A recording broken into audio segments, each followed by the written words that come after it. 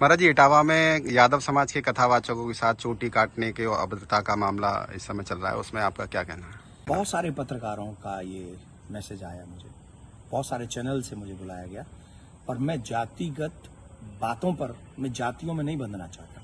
मैं सनातन कार्य के लिए कार्य कर रहा हूं, मैं सभी सनातनियों को जोड़ना चाहता हूं।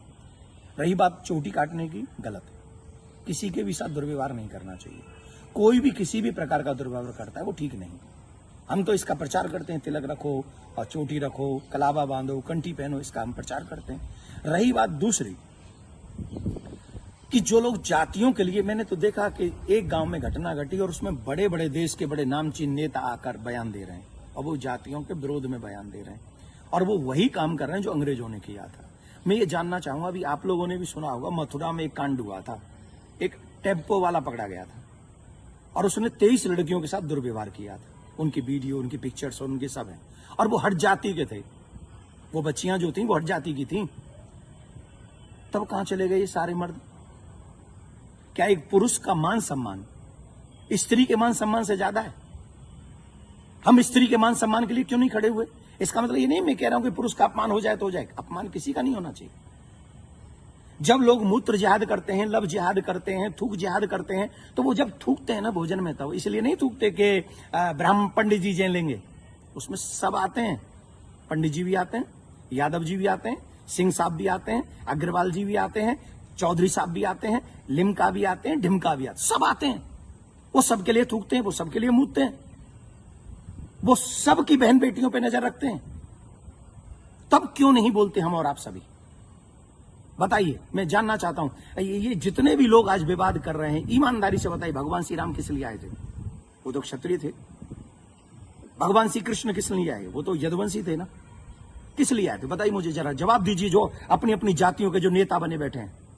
मैं जानना चाहता हूं आपसे, जितने भी अवतार तुम्हारे सनातन में जिन पुराणों के अनुसार हुए, जिन पुराणों के अनुसार तुम अपने आप को हिंदू लिखते हो, किसके लिए अवतार हुए थे? वो धर्म की स्थापना के लिए हुए थे, और धर्म की स्थापना करना ही हम सबका दायित्व है कि हम इस देश में धर्म की स्थापना करें, ना कि धर्म का खंडन करें। हम सबको चाहिए कि एक साथ रहकर अपने धर्म का सम्मान करें, अपने धर्म को बढ़ाएं, अपने देश को बचाएं। ये हम लोगों की ड्यूटी होनी चाहिए। और जितने भी यदुवंशी सुन रहे हैं ना, my dear, listen to me. निश्चित तौर पे मेरा जन्म जो है ब्राह्मण कुल में हुआ है, लेकिन आपको एक और बात बता दूं, यदुवंशी मेरे हैं सब। पूछिए कैसे?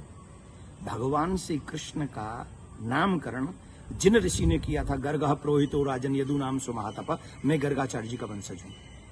क्या मैं आपका बुरा चाहूंगा? क्या मैं जाटवों का बुरा चाहूंगा? मैं चौधरियों का बुरा चाहूंगा? मैं बनियाओं का बुरा चाहूंगा? किसी का बुरा नहीं चाहता।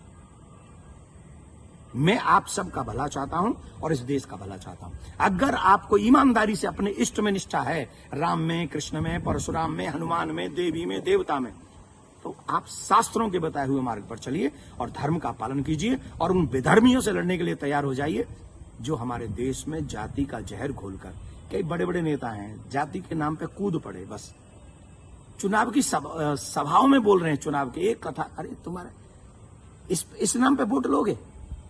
लेकिन महाराज जी, सवाल ये आ रहा है कि ब्राह्मणों के अलावा और कोई समाज का व्यक्ति कथा कर सकता है कि नहीं कर सकता? क्यों नहीं कर सकता भाई? कथा प्रवचन कहीं भी करे। हम अपने बच्चों को कहानियां सुनाते, कथा सुनाते हैं, क्या बुराई है? हर एक जाति के व्यक्ति, मम्मी पापा, दादी दादा, नानी नाना तो अपनी ही जाति के होंगे ना। कहानी सुनाए, कथा सुनाए, कोई बुराई नहीं है। लेकिन व्यासपीठ पर बैठ के सप्ताह करना, देखिए उसकी विधा, हम शास्त्रों की बात करेंगे। यहां मैं अपनी बात नहीं करूंगा। मैं ब्राह्मण कुल में मेरा जन्म हुआ है, लेकिन कितने ऐसे कार्य हैं जो मैं खुद नहीं करता। जैसे यज्ञ कराना मैं नहीं करता, क्योंकि उसमें मेरी नॉलेज नहीं है। विवाह कराना वो मैं कार्य नहीं करता। अंतिम संस्कार में भी जो 16 संस्कारों में से एक है, मैं वो नहीं करता। जो चीज मेरे हाथ में नहीं है वो मैं नहीं कर सकता, और जो मेरे हाथ में है वो मैं कर सकता हूं। जब हम भागवत करते हैं, एक अनुष्ठान करते हैं, अनुष्ठान को अनुष्ठान रहने दीजिए। सत्संग, प्रवचन, रामायण इत्यादि हम सब करें, कौन रोकने वाला है? और कितने ऐसे लोग हैं जो ब्राह्मण नहीं है, वो भी कथा कर रहे हैं। हमारे यहाँ तो मुस्लिम भी राम कथा करके गए हैं और हमने उनको स्वीकार किया। रसखान को हमने स्वीकार किया है। रसखान के पद हम लोग गाते हैं। तो इसमें जाति के चक्कर मत पड़िए, जाति बंधन मत फैलाइए। मैं हाथ जोड़ के प्रार्थना करता हूं, आइए हम सब एक हों, सनातन, देश और धर्म और आने वाली पीढ़ी को बचाएं। यही हमारा दायित्व है। जय श्री राम। लेकिन महाराज जी एक सवाल और कि उनपे आरोप लग रहा है कि छेड़छाड़ की उस घटना में शामिल पाई गई। देखिए, न तो ये काम देवकी नंदन का है और न काम ये अखिलेश जी का और तेज प्रताप जी का है।